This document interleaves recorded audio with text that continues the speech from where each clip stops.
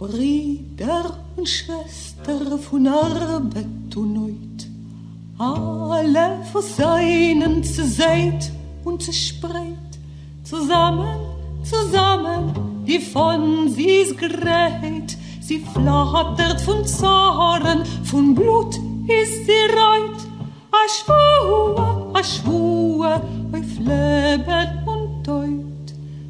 Brüder und Schwester von Arbeit und Neut, alle versöhnen zu Seid und zu Spreit, zusammen. What you just heard is Dishvu, the anthem of the Jewish Labor Bund. This is appropriate for our guest. This is Marc Steiner. Welcome to the Marc Steiner Show here on The Real News, and I'm about to talk to Molly Crabapple. She joins us once again. Artist, activist, writer, co-author of Brothers of the Gun, which is an illustrated collaboration with Syrian war journalist Marwan Hisham, which was a New York Times notable book, and listed for a 2018 National Book Award, and her memoir, Drawing Blood, which received global praise and attention. Her animated films have been nominated for 3 Emmys and won an Edward R. Murrow Award. Disappearing Rooms, Crabapple's reportage has been published in the New York Times, New York Review of Books, the Paris Review, Vanity Fair, The Guardian, The New Yorker, The Rolling Stone, and right here on The Real News. So, Molly, welcome. Good to have you back with us. Thank you so much for having me, Mark, and thank you so much for starting with Die Shvua, the Bund's anthem. I mean, tell me, before we get into what's happened to you recently, getting arrested and what you were protesting, let's talk a bit about the Bund. I really want to understand how you got into them. And for our listeners, let's stop here. For our listeners right now, let's talk about what is the Jewish Bund, and then how did Molly jump into it? What was the Jewish Bund? The Jewish Bund was a Jewish socialist, secular, and defiantly anti-Zionist revolutionary party that started in 1897 in the Tsarist Empire and became one of the most popular Jewish movements in Poland and the former Pale of Settlement until it was, destroyed by the Holocaust and then by Stalin. And the Bund was a movement that was based on this idea that they called hier-ness, Doigkeit in Yiddish, that said that Jews had the right to live in the countries where they were born, where their fathers and mothers were born, in the Eastern Europe that had rejected and brutalized them, but was still their home. It was a philosophy that said, here where we live now is our country. We don't have to go to the there of Palestine and colonize it in order to have lives of freedom and of safety. We can do it here, and we fight for it here. I mean, and that has really been, that whole argument, that discussion has been lost since the founding of Israel, and especially during these wars, with the passions about Zionism, even if you're not a Zionist, and B, because Jews always feel preyed upon and the other. But the struggle inside that world, inside the Jewish world, over Zionism and things like the Bund have been around for the last 150 years. I mean, as soon as Zionism, political Zionism was created, there was anti-Zionism. Exactly. So talk a bit about what you think the Bund's legacy is now for us, because you're working on that at this moment. There's a book coming out. So, I mean, it's talk a bit about what their relevancy is for what we're facing now and what they say to us in this age. Sure. So I spent the last 5 years working on a book about the Jewish Labor Bund. It's called Here Where We Live Is Our Country. And I think it's the first full history of the group that's written for a popular audience. It's not an academic book.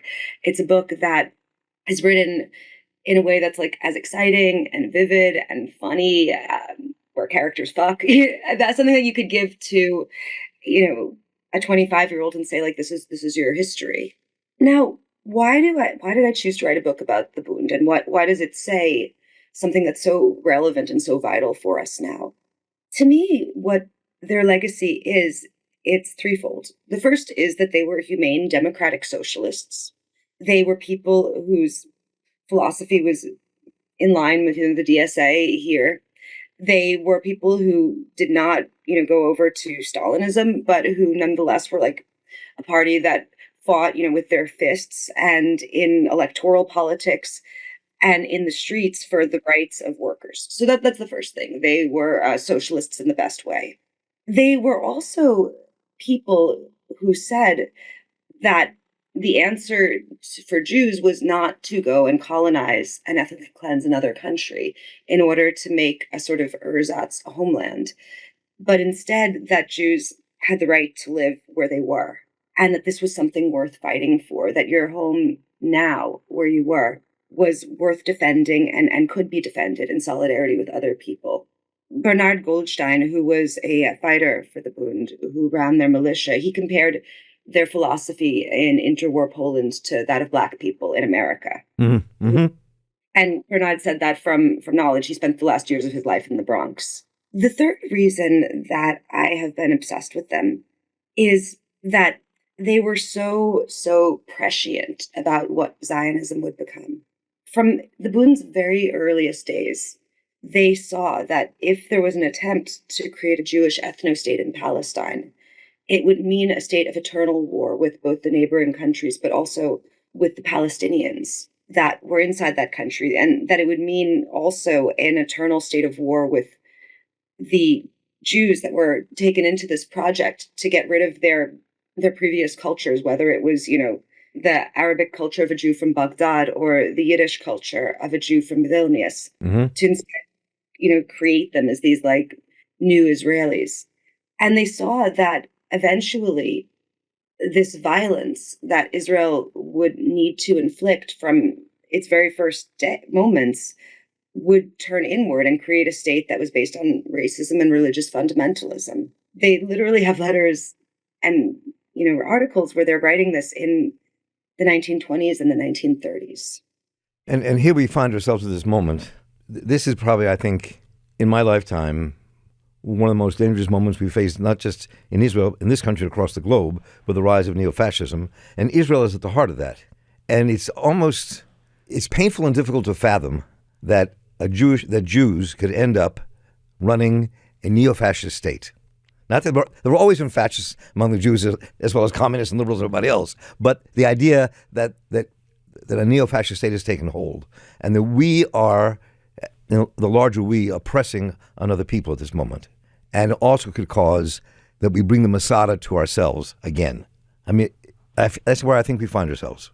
No, we find ourselves where a self-declared Jewish state with a big old Star of David on the flag is doing a genocide in Gaza, and is involved in an evil, like unspeakable invasion of Lebanon, and that's creating hell every day on the West Bank for Palestinians. That's where we find ourselves.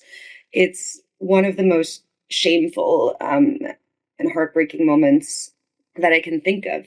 And I mean, on one hand, I've always rejected this idea, right, that because a people has been oppressed, that it makes them good people.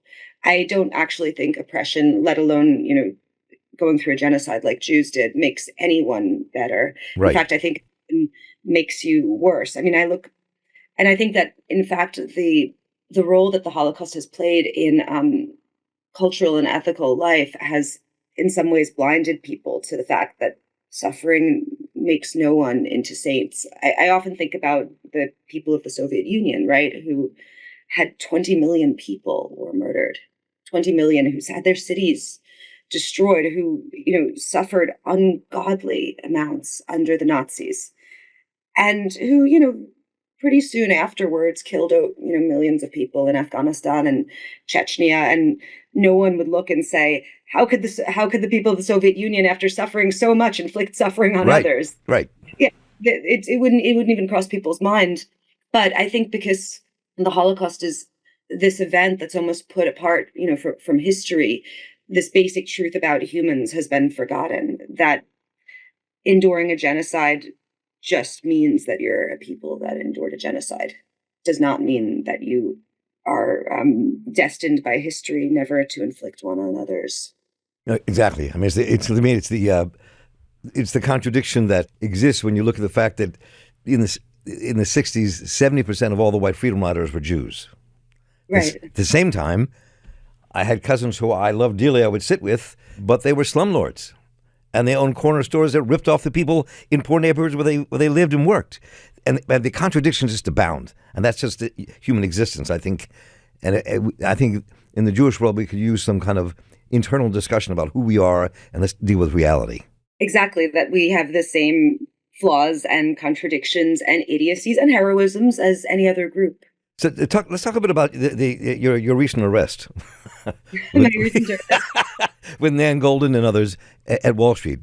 Yes, so I was arrested trying to block the stock market from opening with how many people were we? I think several hundred people from organized by Jewish Voices for Peace, which is, I mean, speaking of things that like give me hope in our people, I love JVP. I mean, Yeah. what a profoundly ethical and brave and amazing group. We were trying to blockade the stock market to protest the full-throated material support that American corporations were giving to the genocide in Gaza, to protest the bombs and bullets that companies like, like Lockheed Martin, for instance, are sending to, tear apart Gazan children. That's why we were there. And there was a small, pathetic little band of Zionist counter-protesters that threw eggs at us, tried to yell at the meathead cops to be allowed in to scream in our faces.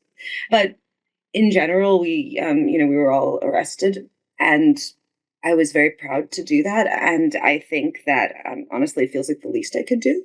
And that's been happening across the country, too, and across the globe. And I think it's really important that, as you were describing, that Jews come out as activists saying, not in our name. This is not going to happen. We don't stand with this. Oh my God, it's the most important thing in the world. You have this state, right, that claims us. It claims that it's acting on behalf of Jews. It perverts our history. It blasphemes our symbols by carving them into the literal earth of Gaza and into Palestinian faces. It says, like, this is Jews. This is Jews doing it. We are Jews, and we are inflicting this horror. And I every bit, every particle of my being is like, fuck you, no, how dare you? And for me, I think it is so essential that Jewish people are screaming with their full chests that no, this genocidal Israeli state does not represent us. It has no right to excuse its atrocities with our history, with our identity, with our religion, with our pain. It has no right at all, and no, not in our name. So, you're a woman who's an artist and a writer and an activist, and you have taken yourself into war zones. I have, yeah. To Ukraine, other places. Yes, yeah, I was in Ukraine in 2022. Yes. Oh Yeah. man, you're making math. Yeah, 2022. It all melds. I know. I understand. Yeah. But I mean, so, and your writing out of that was very powerful and very painful. That war is going on and has not ended. And it's also where that borderline between Ukraine and Poland is where my family came from originally. And so we go a lot of back and forth about that. But I'm curious, looking at what's happening in Ukraine and looking at what's now happening in Palestine, Israel. Where do you think, after all this work you've done, the kind of visionary kind of thinking you've been involved in, where do you think this is taking us? I mean, none of us are prescient, but your analysis about where this is taking us and how this happened to us. In terms of particularly the war against the people of Gaza, it's part of this cheapening of human life, right? It's part of this, how do I put this, like, willingness by governments around the world to countenance people literally being thrown into a meat grinder and mass murdered. And I mean, this is the worst. What's happening in Gaza is the worst thing that I have ever witnessed, even though I was not, I obviously was not reporting from Gaza. I'm, just right, just like communicating with my friends inside. But it's the worst thing I've ever seen. I'm not saying that there aren't worse things going on. I'm not like it's not like a hierarchy of suffering, but it's certainly the worst thing that I've ever been aware of, in the sense of people who are literally trapped and totally cut off, who are being bombed and murdered from the sky, from the ground, from the sea, and who are basically without defense. To me, that element of people being without defense and also totally cut off and unable to escape is what makes this, so it makes it different than Ukraine, despite the horrific and obscene atrocities that Russia has visited on Ukraine. At least Ukrainians have an open border to Poland, right? And at least they, are being armed by America. They have some ability to defend themselves, inadequate though it is. It's also, what makes it different from Syria, because in Syria, people could flee, right, to Turkey. or to Lebanon, and also they were getting arms, inadequate, and often used in bad ways, but still they weren't defenseless like people are in Gaza. And I just think that this phenomenon where we are all watching literal babies having their limbs blown off and girls with half their skull sheared off on our smartphones every day while those in power continue to arm and fund it is something that is like a wound in all of our moral fabric. I was thinking about the work you're doing now in the Bund and JVP now. There's an arc here, to me, a historical political arc. And but I've never seen before the numbers. Since the Bund was very powerful in Poland and Russia, but looking now at JVP and the anti-war groups, the anti-Zionist and non-Zionist groups of young Jews especially, the movements have similarities. And the power, though, this time seems to be not winding down, and it seems it's going to have an effect on this country, maybe Israel, Palestine, including inside the Jewish community. I mean, and you are in the middle of it. Yeah, every day I am in awe of these Jewish kids in JVP, if not now, in just like countless groups, some of which aren't, specifically Jewish. I mean, a lot of the people who organized the Columbia encampment, right, were Jewish kids. I am in awe of their courage, of their willingness to face a lot of rejection, often from their families, to get arrested, to fuck their job prospects, to risk their university educations because of just their profound moral need to protest this genocide. And it is something that's growing, right? I think that a lot of older people, like people of my mother's generation who are American Jews, they had this very delusional view of Israel that was not actually based on even having visited Israel or even know. There were people who didn't know Hebrew, who couldn't name an Israeli political party, but they had seen the movie Exodus. And they maybe once had visited a kibbutz when they were young for 3 weeks or so.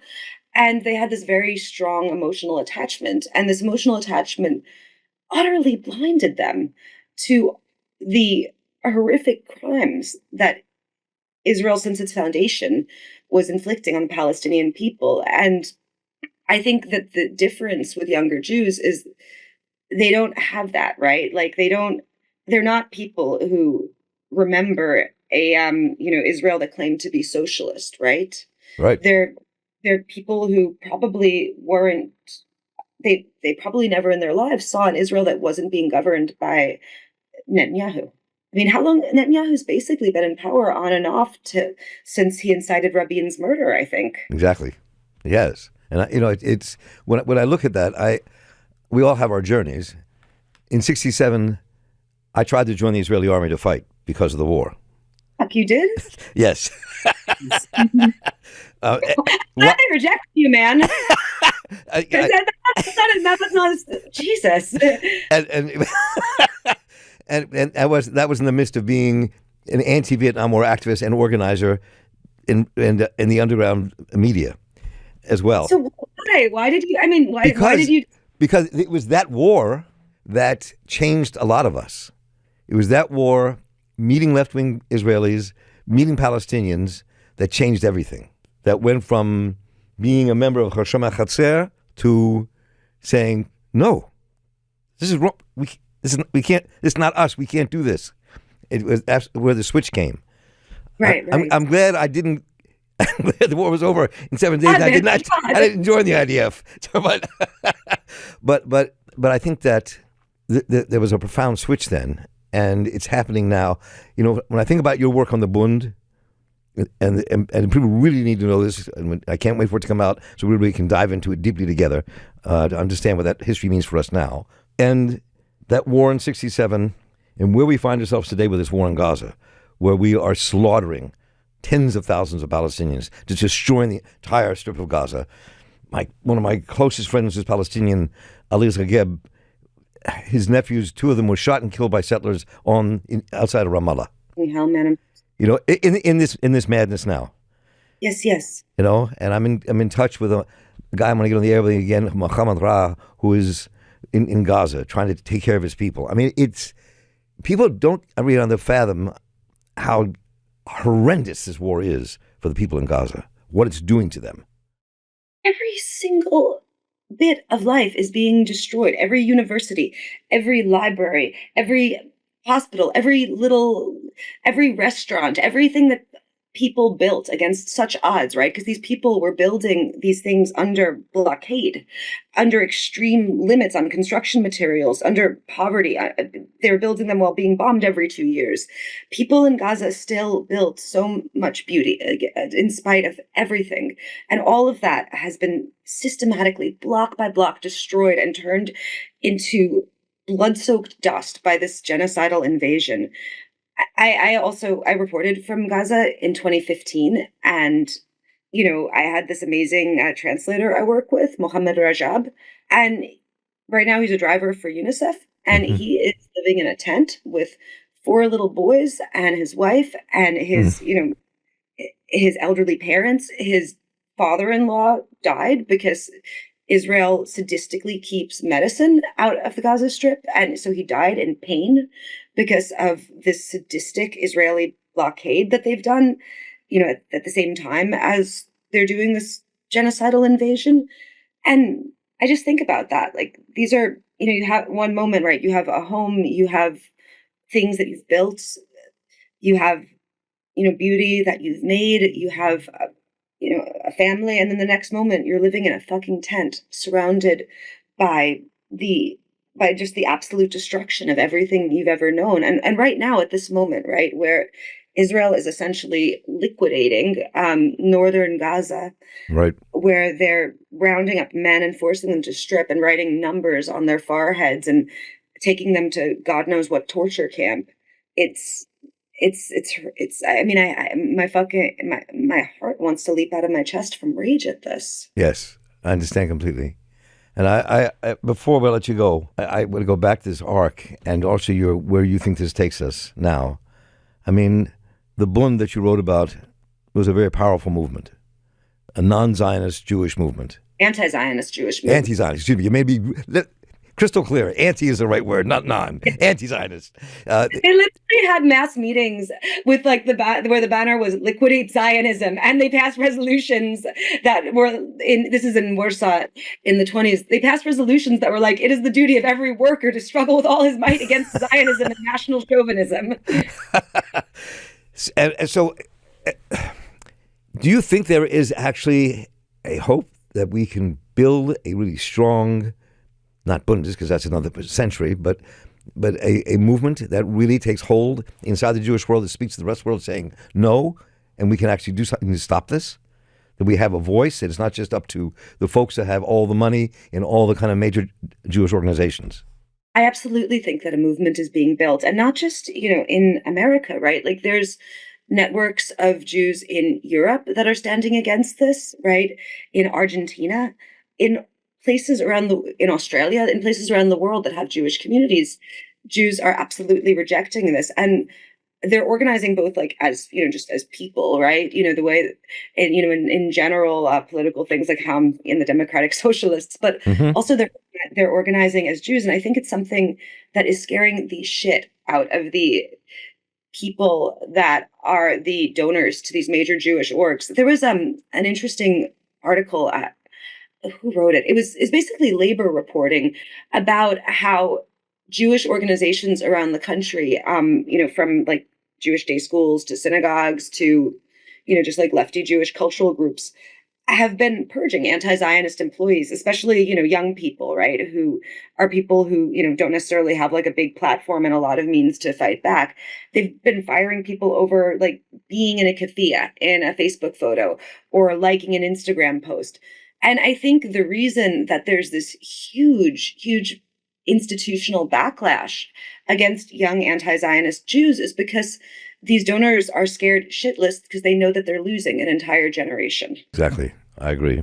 And as we close out today, I want to come back to that day where you all went to Wall Street, you and Ann Golden and the others, and the effect that had And those demonstrations are not stopping. Absolutely not. No, I mean, JVP has been doing these demonstrations that involve like civil disobedience and mass arrests. I mean, they have a long history of doing that, but specifically, they've been doing that since very, very soon after the genocide began in Gaza. They, took over Grand Central Station. Hundreds of people were arrested.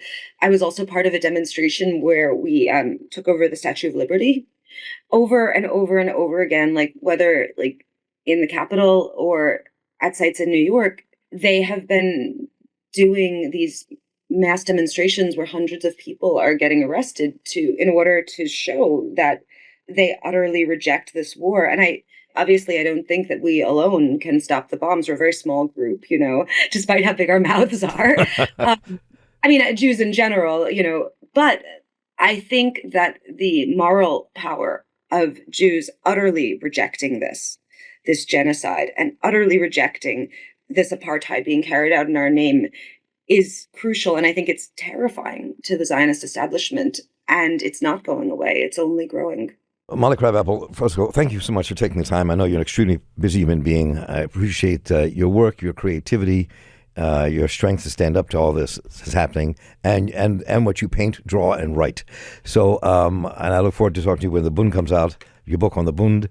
And thank you so much for everything and taking time out of your valuable work to join us today. Thank you so much. My pleasure to be here. Thank you.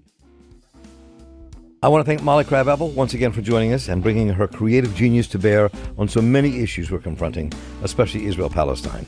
We'll link to all of her written and artistic work. It's well worth the exploration. And thanks to David Hebden for running the program today, audio editor Lena Nellick for all of her magic in audio producing, Rosette Sawali for producing the Marc Steiner Show, and the Tyler's Killer Rivara for making it all work behind the scenes.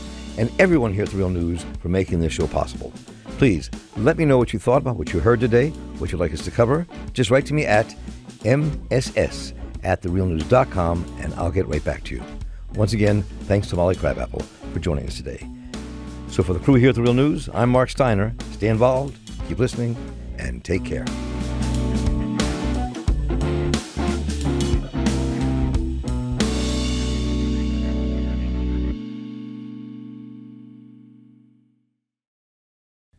Thank you so much for watching The Real News Network, where we lift up the voices, stories, and struggles that you care about most. And we need your help to keep doing this work. So please, tap your screen now, subscribe, and donate to The Real News Network. Solidarity forever.